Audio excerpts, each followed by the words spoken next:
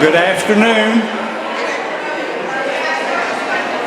Welcome everyone to the 21st Annual John J. Duncan Sr. Award for Senior Advocacy. Today we have two very special people that we will be honoring. Our community recipient is Bob Newman, and our professional recipient is Teresa Lawson, and we'll be hearing from them a little later once they receive their awards. But I do want to draw your attention to our program. Remember that these things do not happen without good sponsors. And Senior Information Referral has gotten together a number of good sponsors.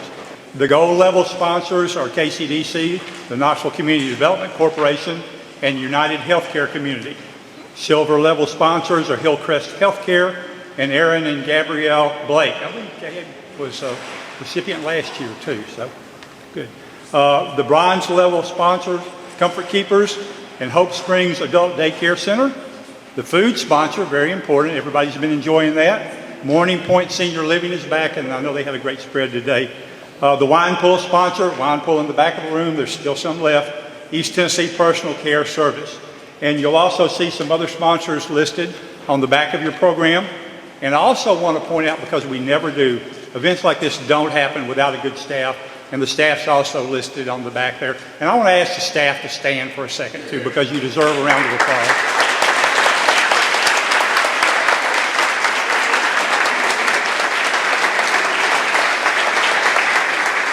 So thank you. And as I mentioned earlier, this program is being video recorded, and it will be available through a link that Sir will send out later. Give me a couple of weeks to edit it. But I want to, at this point, I want to stop for a moment and ask for a moment of silence. We want to remember those who are former Duncan Award winners who unfortunately are no longer with us. And they are Ben Ashley, Peggy Wirtz, Ellen Turner and Helen Ash, Jim Hicks, William Shaw, Stan Bowling, and Penny Bandy. So if we could, let's take a moment just to remember these folks.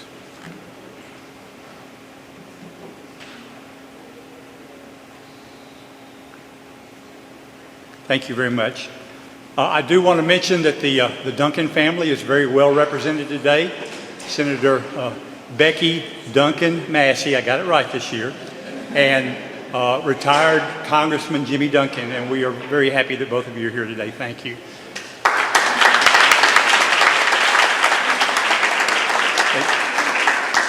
And we'll be hearing from, I know, Becky a little later about the legacy that their dad left that led to this award. At this point, I do want to talk about, or want you to be informed about the history of the Duncan Awards, and I want to ask Barbara Kelly, who is the Executive Director of Knoxville-Knox County CAC, if she'll come forward and give us a little reminder of her history.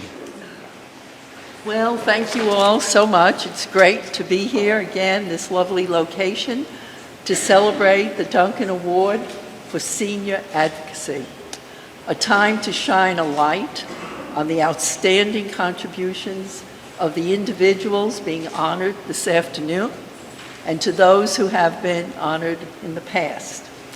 And so on behalf of CAC, I want to welcome everyone who is here celebrating with us today. For a bit of history, the Senior Citizens Information and Referral Service was founded in 1968 as a freestanding agency. It became part of the Office on Aging in 2004. At that time, the Duncan Award was already in place to honor an outstanding individual. The award was later expanded to include two persons, one who advocated on behalf of seniors, a professional, and the other, a senior who engaged in significant community effort. And Dottie Livers from the Office on Aging is going to be telling you a little later about someone who was actually there when the first award was initiated. And I'm looking forward to hearing about that too.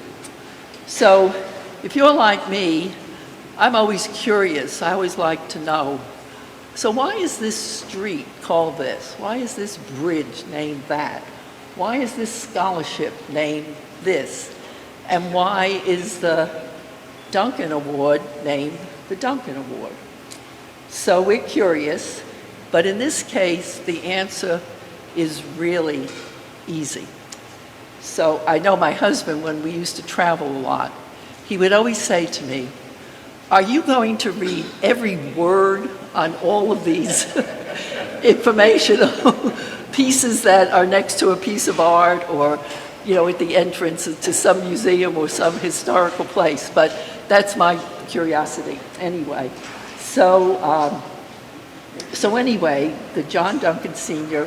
was elected to represent the 2nd Congressional District of Tennessee for 23 years. Is that right, Becky? 23 years. And he had a reputation for excellent constituent services. Now, he did a lot of things, but one thing he took a lot of pride in, and I think Becky and Congressman will nod if I say this, that he liked to help his friends and his neighbors back home. He liked to cut through bureaucratic red tape.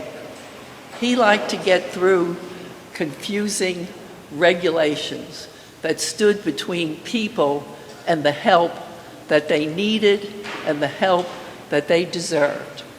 And so his reputation, I'm not saying too much, was legendary for constituent services. And so that was the basis of the Duncan Award. But in addition to that, and I'm interested in history as well, and I came to Knoxville in 1966, but the period of Knoxville history that really interests me a lot is the late 50s and the early 60s. And at that time, Congressman Duncan was the mayor of the city of Knoxville. And that was a fascinating period. And interestingly enough, many of the things that he advocated for and accomplished are with us today.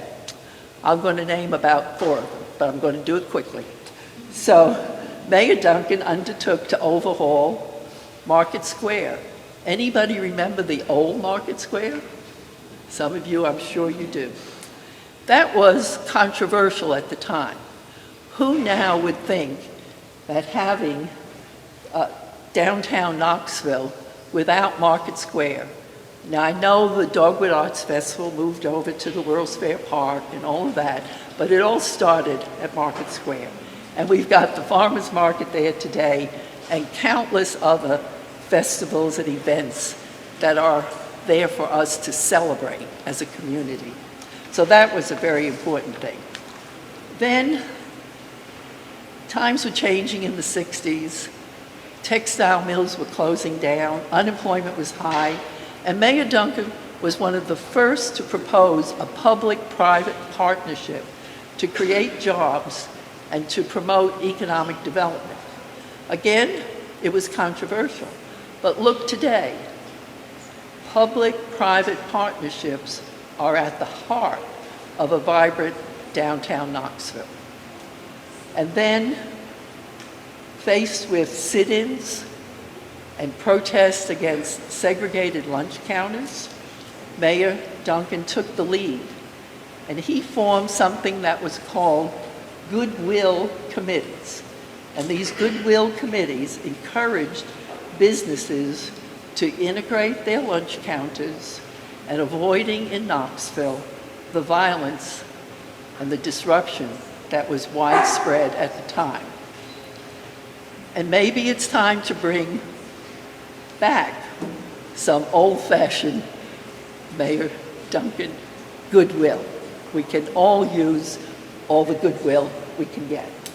And then this is one of my favorites, because right before Mayor Duncan left office to go to Congress and start those 23 years of service to all of us, one of the things that he did, he joined with then Knox County Judge Howard Bozeman, and they created CAC as a city-county agency to carry out programs that would help people, that would assist people, that would promote opportunity, and that would promote equality. So that brings us to today. We have the Duncan Award, and it is named for an outstanding public servant who had a special place in his heart for seniors, that continues to lift up service to others and to honor people who, through their advocacy, have made Knoxville and Knox County a place to age in dignity and safety, with the services in place to meet the needs of a growing senior population. So it's not just a history, but it's also a future to treasure. And we just appreciate so much that representatives of the Mayor, Congressman John Duncan Sr. are here with us today, because they remind us every day of his legacy of service. So thank you both so much. Oh, yes, Howard Beverly, yes, good. Yeah, I was sitting right in that seat, so I didn't see you there, but yes, thank you so much for being here as well. So anyway, now it's my pleasure to introduce Dottie Livers, who's the director of the CAC Office on Aging.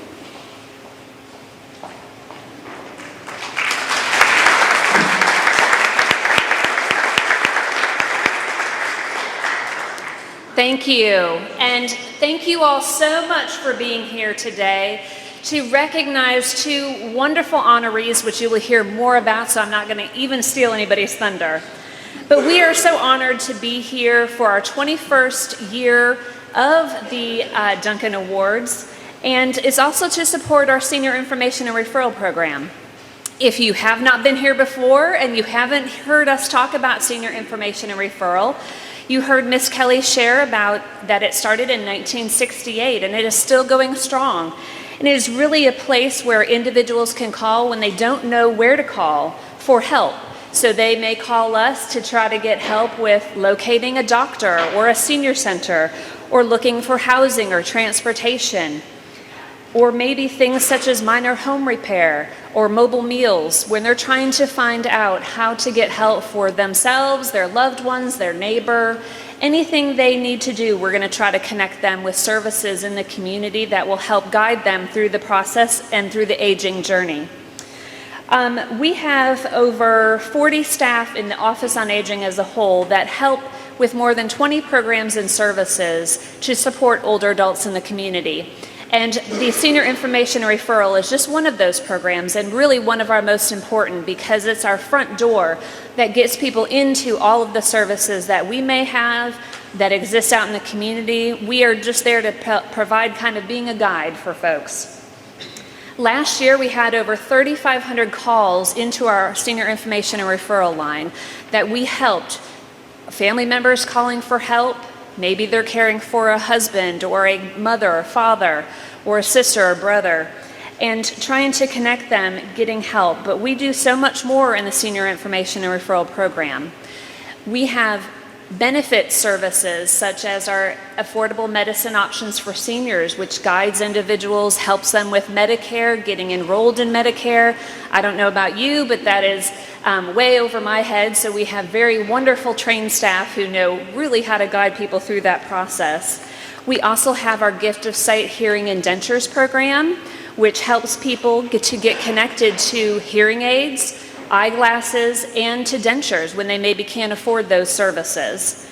We also do outreach at the senior centers throughout the community and trying to be meeting people where they are so that they don't always have to come to us, meeting them out west or south or north or east, and trying to connect with them there.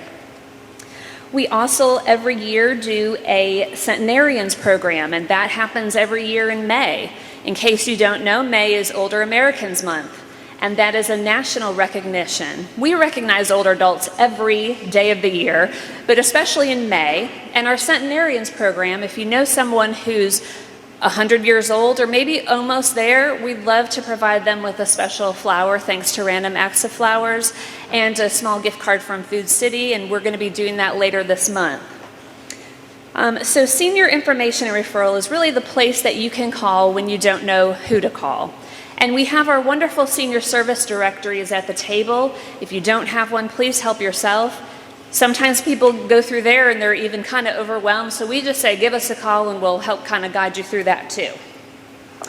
And while I'm here, I also want to recognize someone. Ms. Kelly shared about the history of the John J. Duncan Senior Advocacy Awards, and I want to recognize someone who is instrumental in kind of getting this started and helping with naming this award after Congressman Duncan. So Betty Leach, if you want to stand or raise your hand back there, Betty.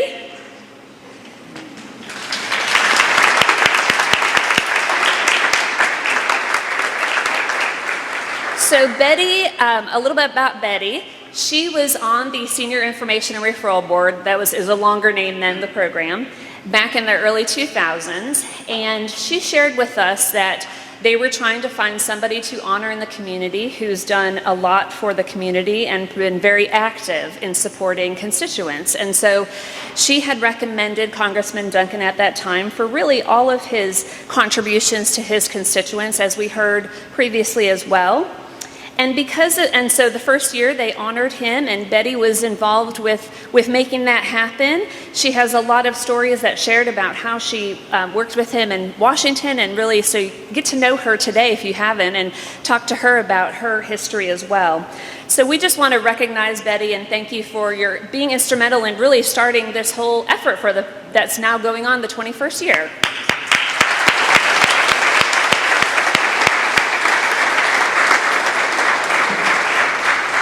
So again, thank you all so much for being here. Congratulations to Bob and to Teresa. You'll hear more about them in a few minutes, but I'm going to turn it back over to Bill now.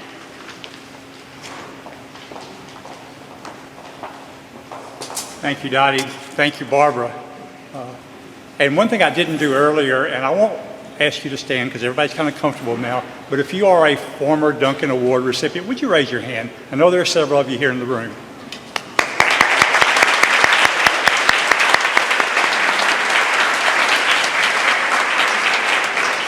And one quick plug for Sir, on the back of what Dottie was just saying. In your program, everybody know what a QR code is? Almost everybody has a smartphone now. You take a picture with that, and you can go online and you can make a donation to Sir in honor of either Bob Newman or in honor of Teresa.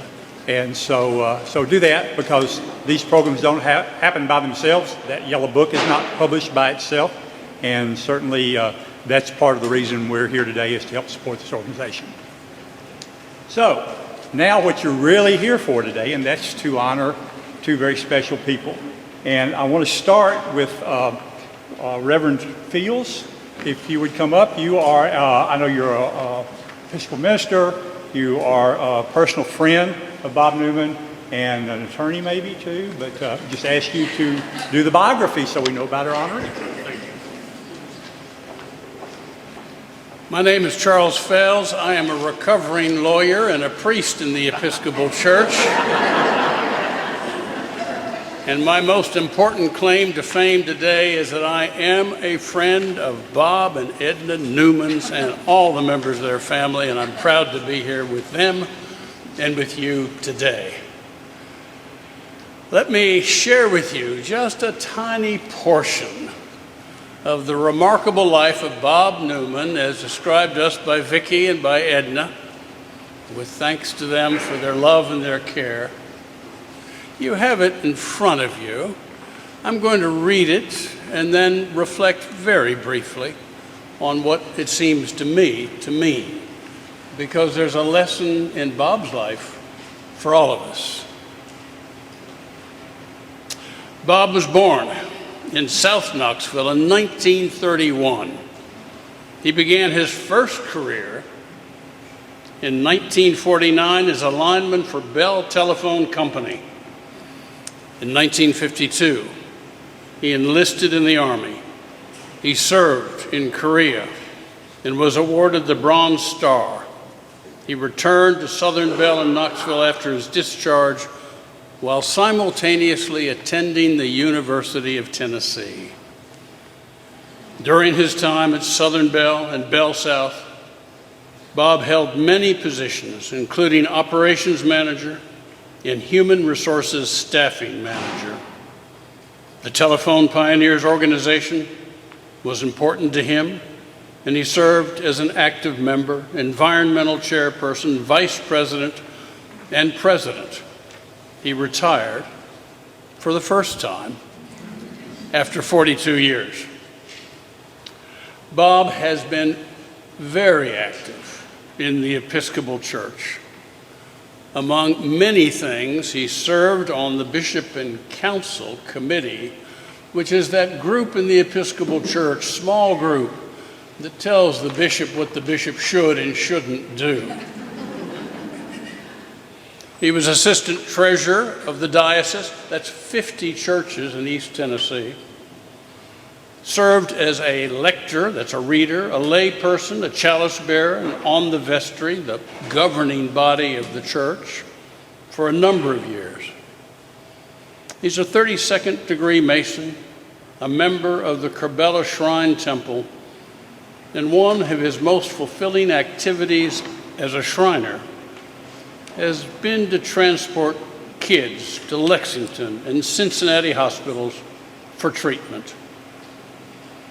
After his retirement from Bell South, Bob worked with long-term care insurance, the Better Business Bureau, the Williamsburg Senior Living and Home Watch Caregivers, and during that time he has been active in the senior community and was instrumental in the startup of the Knoxville Senior Networking Group.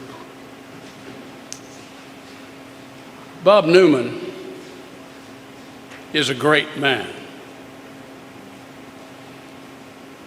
He's not a great man because he happens to be my friend, although he is, or a former member of the church that I once led, which he was with Edna. He's a great man because of every turn of his life, he dedicated himself to the service of others. When he was in the military, combat, Korea, he was awarded the Bronze Star. If you look it up, you'll discover there were 7 million American men and women who served in the Korean theater. Less than half of 1% were awarded the Bronze Star, our fourth most important military honor. Bob, even then, was living a life dedicated to others. When he came back home, came back to the telephone company, you remember the days of the telephone company, there's only one. Same rates for all of us, cheaper on Sunday nights. And if the big storms came through and blew down the lines, somebody had to climb that telephone pole and put the world back in shape. And that somebody started out Bob Newman. He climbed the poles. It's a metaphor for his life, because wherever he started, he wound up climbing the pole to the very top. He finished management, operations manager, personnel, caring about people. Because in those days, as I think most of us remember, the only way we could stay in touch with family was letters, handwritten, old-fashioned. And if you wanted to hear the voice of the one you loved, it was through the telephone. And Bob made that happen for all of East Tennessee. He wasn't a Wichita lineman, he was an East Tennessee lineman, and that's even better. When he retired for the first time, just watch the theme. He became involved in making sure that people as they aged had the right kind of insurance. When they got so old, they didn't have any insurance at all. He dedicated his life to serving others. And then, in addition to that, he went into the Better Business Bureau, which, as you know, is dedicated to ethical behavior on the part of our business community throughout East Tennessee. And he encouraged the highest standards of human conduct among our business community. He dedicated his life to the service of others. And there he was taking kids to Cincinnati and Lexington as a Shriner. I don't know about you, but I got a deep affection for Shriners. They care about kids, and Bob did too. Dedicated his life to serving others. Where did he get the energy? Well, I'm prejudiced, but I think it came through his attachment to the Episcopal expression of the Christian faith. You'll forgive me for that. But it was so important to Bob that when he first began to know Edna, his first idea of a good date was to invite her to go to church in Fountain City at the Episcopal Church of the Good Shepherd. I've got to tell you, in this day of TikTok and various dating apps on your phones, that is not the normal way to get a relationship started. But it was announced by Bob that church was important to him. And I will not reflect on the various positions that he held, but they were important. And if there's one thing I knew as someone lucky enough to come into his church and Edna's church when I was a rookie priest, he taught others how to be better than they really were, and that included me, Bob, and Edna, and I thank you for it. When they got married in the church. Well, a lot of people do that. They got married in the church on Sunday morning at 11 o'clock at the big service in the church. That's how significant they were in the life of the Church of the Good Shepherd.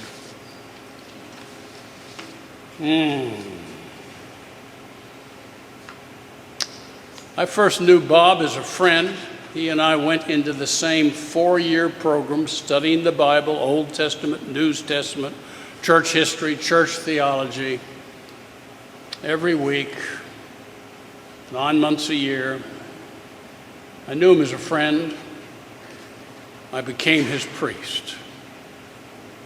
And I can say this to all of you, and I say this with gratitude. The Duncan family have done so much for our community. Bob Newman is a great man, and he is a worthy recipient of the award he is just about to receive from a grateful community.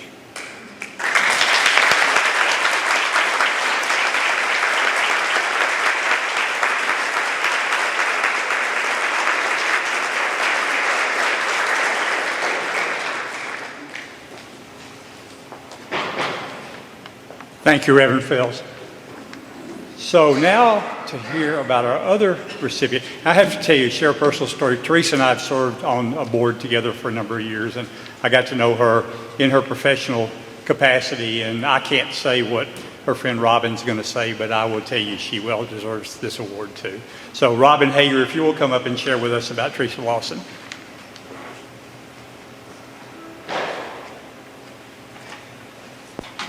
Hi, everybody. It's really hard to follow someone who gets up every Sunday and speaks. So I don't have any preaching skills, but what I do have is a very good friend in Teresa Lawson. And when she asked me to do this, I told her I might cry. So be fair warned, I might cry. I've known Teresa for about 31 years, and we met in the workplace, and we became fast friends, and she has been just gone up above and beyond in everything that she does for people. She cares so much about seniors and has just been an inspiration for anybody who wants to work with seniors. All of the caring things that she has done, trying to make their lives better. She even helped me with my own mother, who passed away last year. She gave me some advice about what I should do to help prepare for her to go into, actually she went into Ben Ashley Veterans Home, and so Teresa helped me get everything rolling there. So I'm very, very grateful and honored to have her as a friend. And now I'll read about her. Teresa was born in Alabama to Mary and Luther. I didn't want to get their names wrong. To Mary and Luther Lawson. And the reason she was raised in several small towns in East Tennessee was because her father was a minister. And so they moved around. He was a Methodist minister, and they moved around from church to church. After she graduated from Maryville College with a bachelor's degree in psychology, she also had a minor in art and a special interest in American Sign Language. She settled in Knoxville and started her career. She started working in social services at Lakeshore Mental Health Institute, where she did frontline work with both children and adults. She then moved on to other agencies where she provided case management services to children placed in group homes by the state. And that's where we met, is when we were working with kids. She has served as the Supportive Services Coordinator at the Manor, formerly Bridgeview, since 1998, and was instrumental in moving all of the residents and programs to the Manor at Northgate. She didn't know exactly that she was going to be doing such a big job at first, because she came to work at KCDC at the recommendation of a supervisor that she and I shared at our job. And I think Judy probably knew that Teresa could do this, because Teresa would go out Christmas shopping all night, getting presents for the kids when we worked together to make sure that they had everything they needed. And so I think Judy knew that Teresa could do this, that she had what it takes. Teresa is no stranger to the senior services community. She's worn many hats and has served in various capacities throughout her career.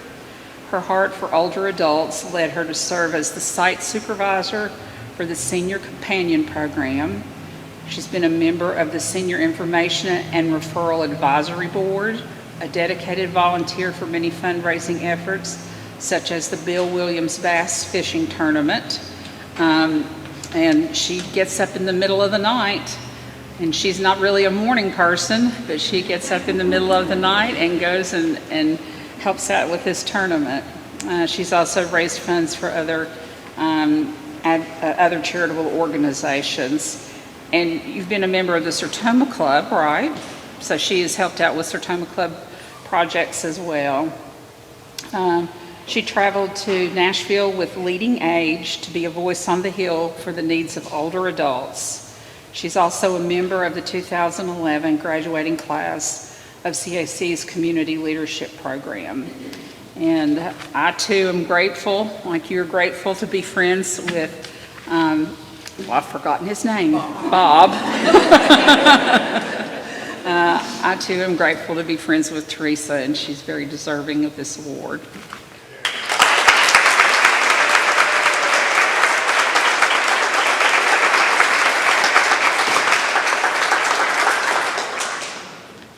Thank you, Robin. Well, Becky, you brought reinforcements today with your brother and your sister here, but would you come and share with us a tribute to your dad, please? Thank you, Bill, and it is an honor to be with you all here today, and to continue this legacy of our dad. It's just, he would be extremely humbled by the two winners this year as the honorees, and also the honorees in the past. But he was raised up in Scott County on the Tennessee-Kentucky border, and his dad was a country farmer and preacher. And we were all taught, as he was, that we just use the gift that God gives us to make a difference in people's lives. And that's kind of what my sister, who was a school teacher for many years, and she's also an amazing artist, Teresa, so y'all can talk. But, and Jimmy through his service, both in Congress and as a judge before that. but he was a recovering lawyer also. But, it just really is humbling to be here. But everybody here in this room really is making a difference in the lives of people every day. I said there's my favorite song that Matthew West sings. I don't know if any of y'all know it. It's called Do Something. And in the song, the singer says, I looked around the world and I saw the problems of the world, and I said, God, why don't you do something? And God said, I did. I sent you.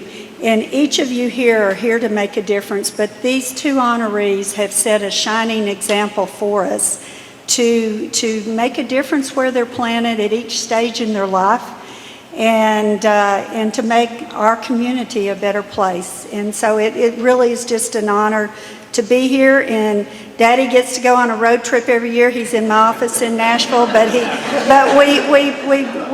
gets to come back to Knoxville once a year. He's actually, the reason he is in Nashville in my office is he's telling me what to do every day. And, he's still kind of looking over my shoulder and helping me. But it really is. Thank you for letting us be here. Thank you, Senior Citizens Referral, for all that you all do to help people in our community that don't know where else to turn, and for continuing the tradition of the Duncan Awards. It means really a lot to my sister Beverly and Jimmy and myself and our renegade brother Joe, who lives up in Northern Virginia. But his two kids came to UT though, so he was redeemed. But thank you all. And I think now we're going to present the awards, and if my sister and brother would like to come up here and help give out the awards. You don't want to come, they're bowing out. So, anyway, I'd say, Teresa and Bob, come. yeah, Bob and Teresa, if you'll all come forward so we can give you all your loot. And I really will need some help, so if my siblings won't help me, if somebody else will come up and help with this. You might need a friend to help on this. So we've got, there's your award, and we also have, Senate resolutions honoring each of the recipients, and it's signed by myself, Lieutenant Governor McNally, and Senator Richard Briggs. So, for both of them. So there's that. And you're not going to be able to help that's pretty heavy. And then there's flowers for you all too.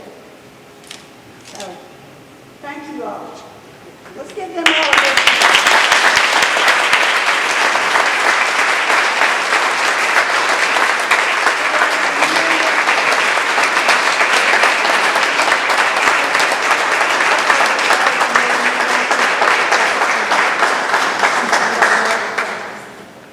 You all want to get together?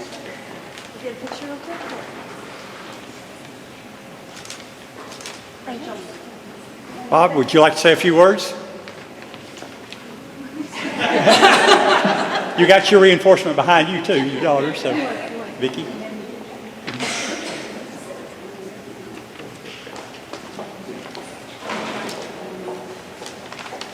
So thank you all very much on Daddy's behalf. He is very, very honored to receive. I need to take a deep breath. Okay. He's very, very honored to receive this award today. He has always been an example for all of us in his family, in his personal life and his work life and his life, well, good grief, I thought it was going to be fine. And his life in the community. He's being honored today for his work with seniors, but he's also spent a lot of time working with youth throughout his life. He worked with the youth ministry in our church when I was growing up, and he served as a Boy Scout leader for many, many years. We worked together at AT&T in Bell South, and during our time there, he was always respected throughout the organization as the go-to guy. If you needed career advice, if you needed life guidance, if you needed help with an everyday work problem, his door was open, and he was always there to share whatever he had. He'd always say, well, I don't know much, but here's been my experience. And so that was great. He's a wonderful father. He has 3 children, 7 grandchildren, and 5 great-grandchildren. And there are several of us here today. My husband, Hal, is with us, our son, Nick, his daughter and son-in-law, Michelle and Daniel Summers, and their son, Jackson Summers. And of course, I have to say, and I'm going to get through this and I'm not going to cry.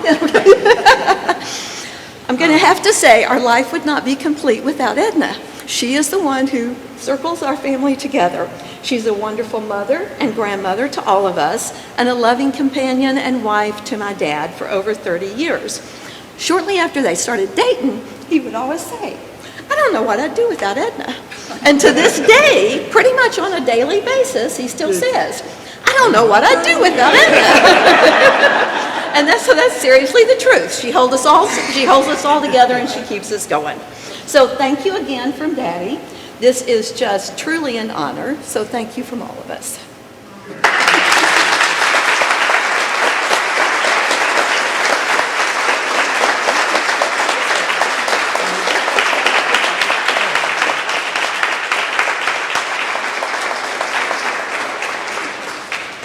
Teresa? It's pretty, isn't it? It is pretty. I actually already have a spot picked out for it. This really is an honor. I've been on the board, and I've seen the list of people who were nominated, and to now be a part of a very special group of people who have received this award is a privilege. And I do love my seniors. I'm one now, so, you know. But I do want to thank everyone here and for people I've worked with through the years, because it does take all of us together to make things happen for our seniors, and for all of those of you who have taught me, who've actually listened to me sometimes, and who have helped me along the way. I truly do thank you. Darlene wasn't able to be here today, but she actually, bless her heart, was my team member for over 23 years. And her being a team member, and then Ray, that's what helps us make things happen, is because we have good team members and good peers. So thank you all very much.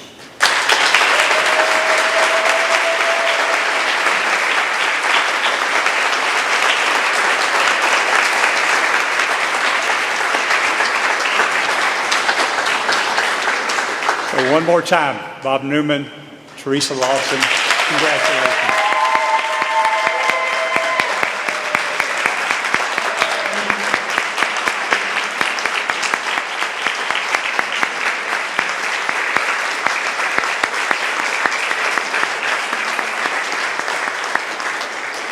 What a day, what a day. Beautiful setting, wonderful people. A couple of things. Right now, pick up your program and open it and look on the inside cover, and let's give all of our sponsors a round of applause too, because this would not happen without them.